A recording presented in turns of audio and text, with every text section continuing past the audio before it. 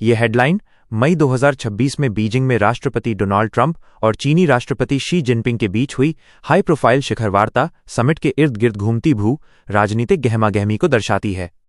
इस शिखर सम्मेलन और चीन के रुख को निम्नलिखित प्रमुख बिंदुओं से समझा जा सकता है। 1. रियलिटी चेक और ताइवान का मुद्दा।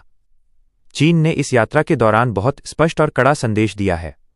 शी जिनपिंग ने ताइवान को सबसे महत्वपूर्ण मुद्दा और लाल रेखा रेड लाइन बताया है जिसे पार नहीं किया जा सकता। चीन का तर्क है कि अमेरिका को ताइवान के साथ अपने संबंधों और हथियारों की बिक्री जैसे 2025 का $11 बिलियन का पैकेज पर अपनी नीतियों को हकीकत के आधार पर बदलना होगा, अन्यथा दोनों महाशक्तियों के बीच टकराव अपरिहार्य है। 2. आर्थिक और व्यापारिक कूटनीति। जहां एक तरफ चीन ने कड़े शब्दों का इस्तेमाल किया, वहीं दूसरी ओर ट्रंप की डील मेकिंग छवि को भुनाने की कोशिश भी की। सोयाबीन और विमान। चीन ने अमेरिकी किसानों से सोयाबीन और बोइंग विमानों की खरीद जैसे प्रस्ताव दिए हैं जिन्हें ट्रंप की जीत के रूप में देखा जा सके। बाजार तक पहुंच। शी जिनपिंग ने कहा कि चीन के दरवाजे और खुलेंगे, जो ट्रंप की अमेरिका फर्स्ट नीति के लिए एक आर्थिक प्रलोभन जैसा है। 3. घुटने टेकने नीलिंग का संदर्भ। हाल के सप्ताहों में चीनी मीडिया जैसे ग्लोबल टाइम्स में घुटने टेकने शब्द का उल्लेख जापानी नेताओं की टिप्पणियों और ऐतिहासिक माफी के संदर्भ में काफी हुआ है।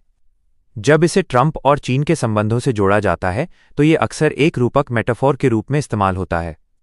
चीनी मीडिया ये धारणा बनाने की कोशिश करती है कि पश्चिम, विशेषकर अमेरिका को चीन के उदय को स्वीकार करना होगा और उसके प्रभुत्व के सामने झुकना या समझौता करना होगा। इसे चीन के महान कायाकल्प ग्रेट रिजुविनेशन के हिस्से के रूप में देखा जाता है, जहां वे अमेरिका को ये याद दिलाते हैं कि अब दुनिया एक ध्रुवीय यूनिपोलर नहीं रही। 4. कूटनीतिक संतुलन।